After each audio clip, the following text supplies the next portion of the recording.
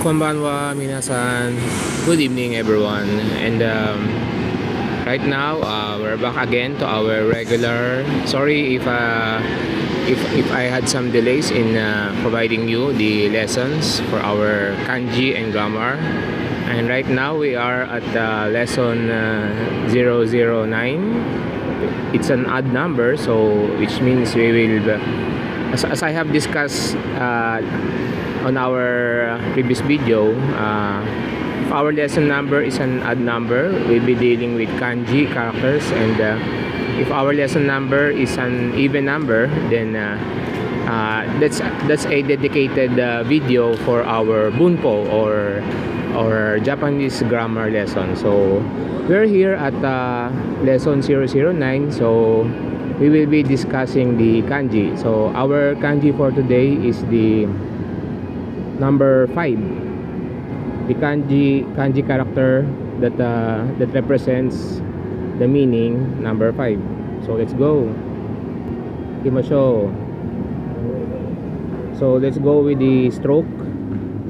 It has 4 strokes. 1, 2, 3, 4. Again, 4 strokes. 1, 2, 3, 4. Once again, 1, 2, 3, 4. And as I have always been telling you, please take note and please be careful and follow strictly the stroke order and the stroke manner. So okay, so once again, the kanji for go, 4 strokes. 1, 2, 3, 4. Yeah, 4 strokes. So it's sequence number 5. The kanji for sequence 5. Yeah, sequence 5, kanji for number 5. And here is the details of the stroke. What if you want to screenshot? So again, the imi or meaning 5. The onyomi for this 5 is go. And the kunyomi or the as I have discussed in the previous lessons, the onyomi is that reading or sound that is very much related to the Chinese reading. So the onyomi is go, and usually represented in katakana, go. And the kunyomi, the original, the native Japanese reading for the kanji, and it is called kunyomi, and it is written in hiragana. So as you can see here, it has 2 readings for hiragana, itsu and itsutsu. Now may I emphasize again, in kunyomi, you have to take note of this. Remember, if I want you to focus your attention on the second kunyomi. The first is itsu, the second, the reading is itsutsu. Notice that in the second reading, it has 3 hiraganas: the I, the tsu, and the tsu. What can you observe on the third hiragana? It's written in gray font. Now the second hiragana is written in white font. The third hiragana is written in gray font, gray colored font, meaning the separation mark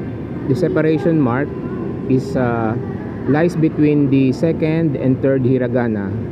And again, I want you to put emphasis on that, because in kunyomi, it is important to know on what part of that kunyomi reading is the separation point. The separator, in some books, the separator is a dot, and in some books, the separator is a hyphen or dash. And in some references, just like this one, the separation is seen through the difference in color, just like this. Notice the second kunyomi, itsutsu, 3 hiraganas. The separation is in between the second and third hiragana. So what is the importance of that separation? The separation point is is that point at which later on you will appreciate the separation. That is the point at which the separation point is the point at which uh, the hiragana will receive the conjugation part, the conjugation, and the omission of some the omission of the rightmost part, or the omission of the detachable part. So obviously in that second reading, or second kunyomi, the detachable part is that gray part. So later on, when we deal with conjugation, you will appreciate what I am talking about, the importance of knowing the separation part of kunyomi, wherein that's the point of conjugation. So let's see. So ancient form. What is the ancient form? As I have discussed in the previous video, the ancient form is those pictures are those the ancient form was taken from the early depictions of pictures written during the Shang dynasty, all the way up to the Chu dynasty and the Ming dynasty, and all the way up to Han dynasty. So the ancient form is usually a painting picture. So as you can see here, that's the ancient form. The go was originally composed of two lines crossing like an X to indicate the original meaning, crisscross or intersecting. The modern meaning is 5, but how do we got 5 from that very original meaning, crisscross or intersection? We got the meaning 5 through the process or concept known as sound loan. So what is sound loan? The concept of sound loan is when a kanji gets borrowed to represent a word for its sound rather than its form.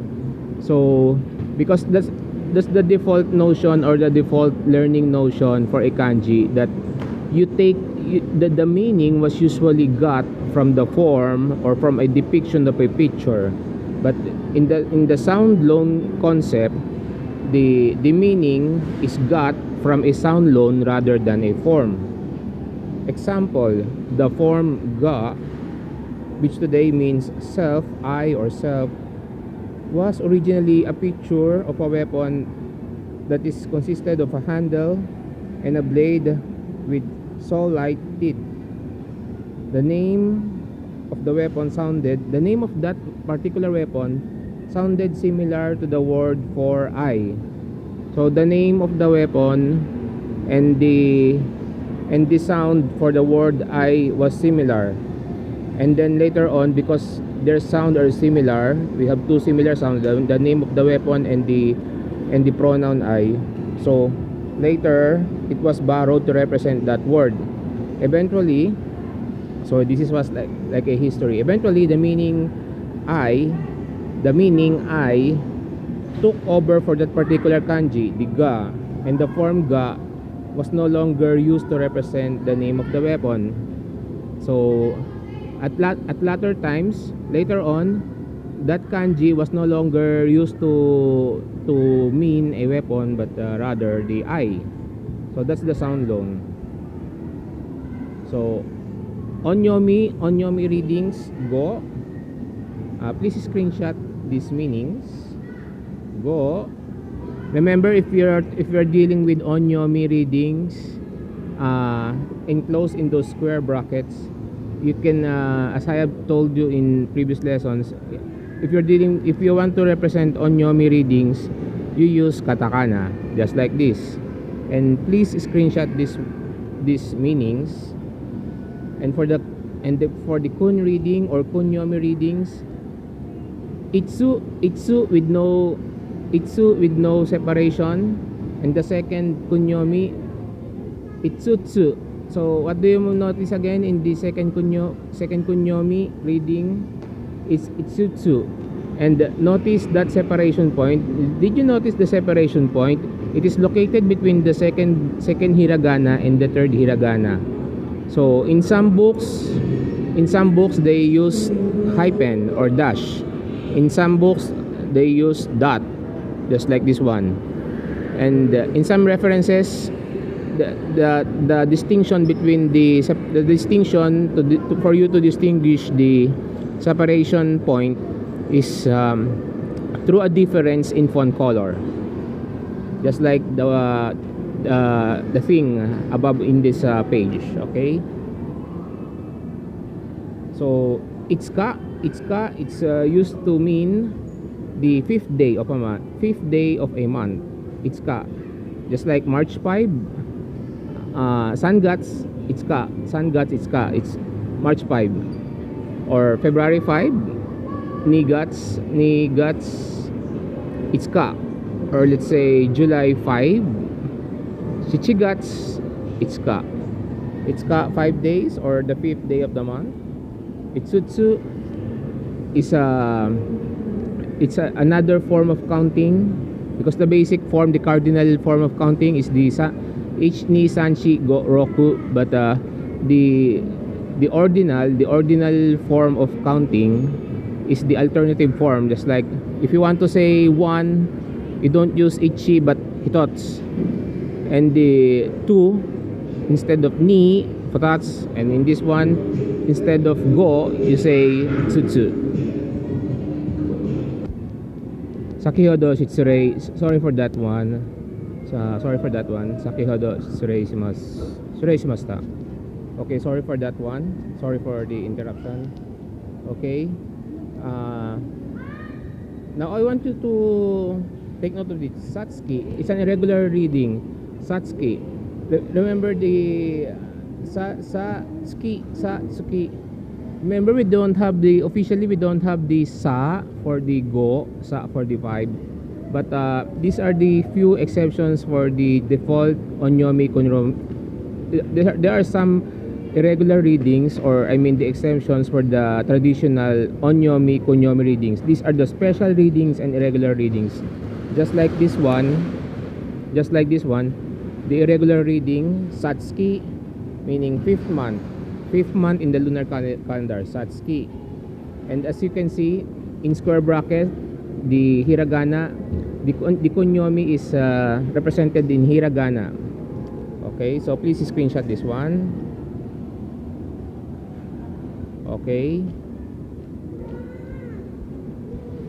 so these are the basic depiction pictures. So let's go over some basic definitions here. Okay, 5 grains. Gokoku, 5 grains. Gomoku meshi, the casserole of rice, fish, meat, and vegetables. Probably the go there represents the number of components or number of elements in that particular meshi or particular meal. Gomoku meshi. When you that moku, that second kanji means I, but that I is also used to emphasize that the attention of a person through I, the attention of a person is put on the components or a particular thing, just like this. Gomoku, you have a meal and your eye is focused on those 5 elements of that meal. Goshiki, the second kanji means color. Goshiki, 5 colors. Goshiki. Okay. Goshiki, Itsutsu, 5. Itsutsu, 5. Okay, now let's jump up to the names. Okay, shall we jump to the names? Okay, before we jump to the names, let's take some sentences, a few sentences for our example. First sentence, Osoraku mikakara itsuka. Osoraku mikakara itsuka de. Osoraku mikakara itsuka de. maybe 3 to 5 days. おそらく3日から5日で。So 3日is 3 days. おそらく is probably or maybe. So let's try to have the sound.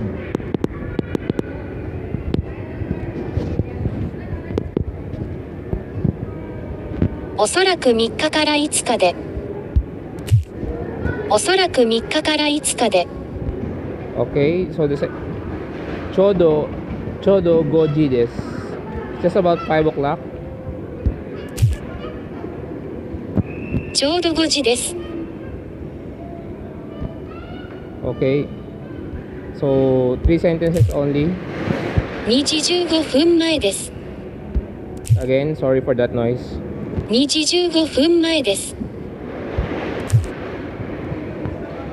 2時15分前です。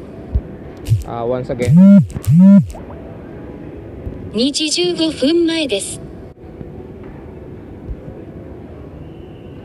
Do you have a table for 5? Gonin is 5 people. 5人の席はありますか？ Seki is seat, as in available seats. 5人の席はありますか？ So the names: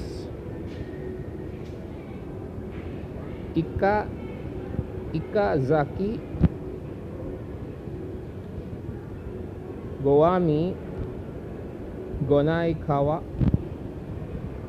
Gosho Kaito, ご紹介とご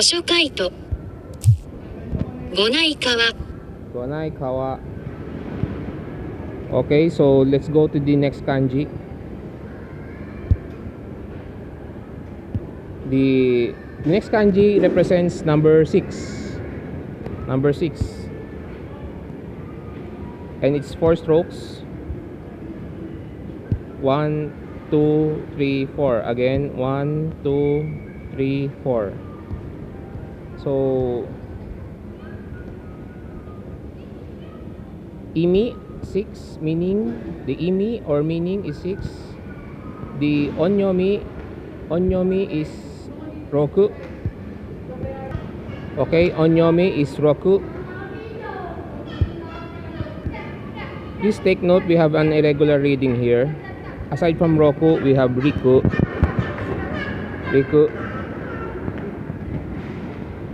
And then mutsu.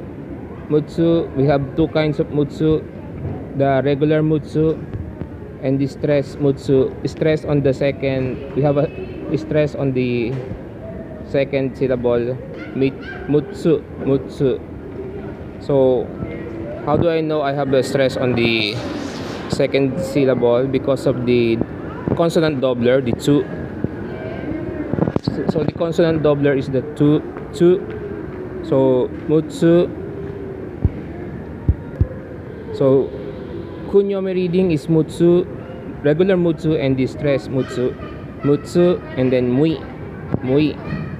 So we have 3 kunyomi, 2 onyomi. And notice on the that liu is actually the Chinese reading, liu, but the onyomi is roku, riku. So this is the ancient form or the ancient drawing for it, drawn during the Shang dynasty. So what do we have here for form? It is not clear what this character originally represented, though it was used on very early days, used to represent the number 6. So this is the reference. This is the reference for that. Okay, it's not clear what the original meaning is.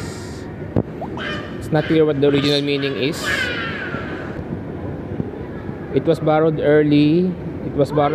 during the early times to represent number 6. Okay, so onyomi readings is roku, riku, and then these are the onyomi readings written in katakana. Roku 6. Roku guts is June. So the guts is month. So 6 sixth month is June. So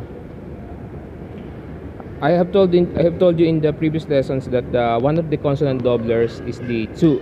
So remember in your kunyomi reading, we have the tsu from the mutsu and mutsu. So the mutsu and the mutsu, they both have the tsu, and that tsu have the power to influence the right part reading, or the adjacent reading. So it becomes a consonant doubler. So in this case, it becomes roppo.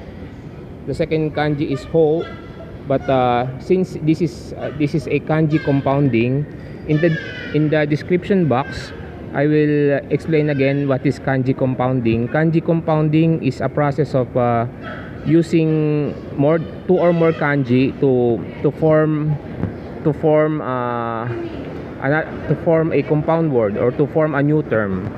So we have two kanji, roku and ho, but since the ho there is already on the second position of that compounding, it will take the dakten form. But in some instances, the dakten form is actually a hand dakten form. So instead of using the b sound, we use the p. So the hand dakten form for ho is not bo but po. But since we have a tsu in mutsu, or the ku, in this case ku, remember roku is the onyomi. The onyomi has a ku, roku. So ku is also a consonant doubler. So since it is placed on the left side of ho, it will influence the consonant of that ho. It will double the hand dakten. So instead of just po, it will be po, ropo, or the sixth code of laws. Okay, so kunyomi readings is mutsu, mui.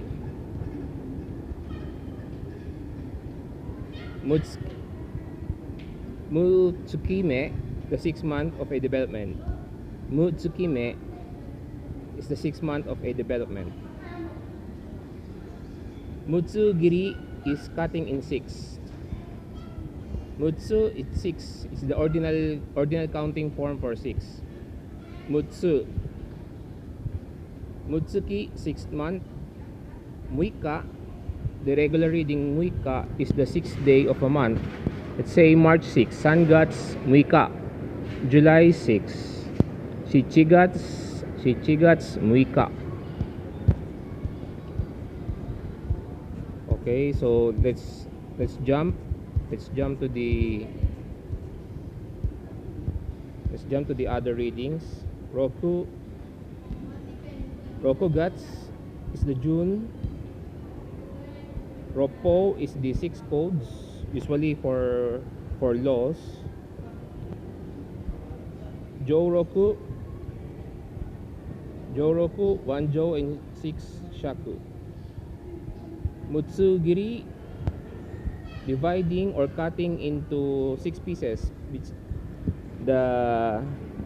In kanji compounding, usually the second character or the third character will receive either the dakten or hand dakten form. So originally, the second kanji is kiri, kiru or kiri, but since it is in dakten form, the kiri becomes giri. So mutsugiri is dividing by cutting, dividing into 6 pieces. So let's now go to muika, 6th day of the month. Let's go now to sample sentences. We have 5 or 6 days. Go, roku, nichi, aru. You have 5 or 6 days. 5、6日ある。Musume wa 16です。Musume wa 16です。16 is 16. 娘は16です。6 gram is 6 grams. 6 gram poemashita. Poemas Poemas is the present tense for being increased, and poemashita is the past tense. So it was increased by 6 grams. 6 gram poemashita. 6グラム増えました。 Okay, so let's go now to the names. Let's jump to names. Oh, let's take this example. Mosugu rokuji desu. G is time. You see the kanji at the right hand side of the roku. It means time. Toki or G. Mosugu is an adverb meaning closely or soon.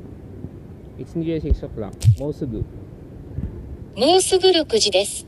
Mosugu rokuji desu. So rokuji is 6 o'clock, and des is a confirmation for a declarative sentence, or usually of a descriptive type of sentence. So mosugu is soon or nearly. Again. もうすぐ6時です。 Okay, let's go now to names. Rokutanpo. Rokutanpo. 6担保、 Roku. 6、 Rokuro. You see the second character in ro? That's very common in Japanese names. 6郎、 Okay, 2 more examples. Rokuno. 6の、 The second character is no or ya or field. 6の、 Rokumiya. 6宮、6宮、 Okay, so we're running out of time. So again, that's all for today. So on our next kanji, we'll be discussing. So we have discussed today 5 and 6. On our next lesson, we will be discussing another kanji, probably the one that will represent number 7 and 8. So kyo kokomari desu. So this is what we have come to the final part. Kyo kokomari desu. 最後まで見てみました。ありがとう。So thank you for watching until the end of the video. ご視聴くださりありがとうございました。Thank you for watching. Till next time. またねみんな。ありがとう。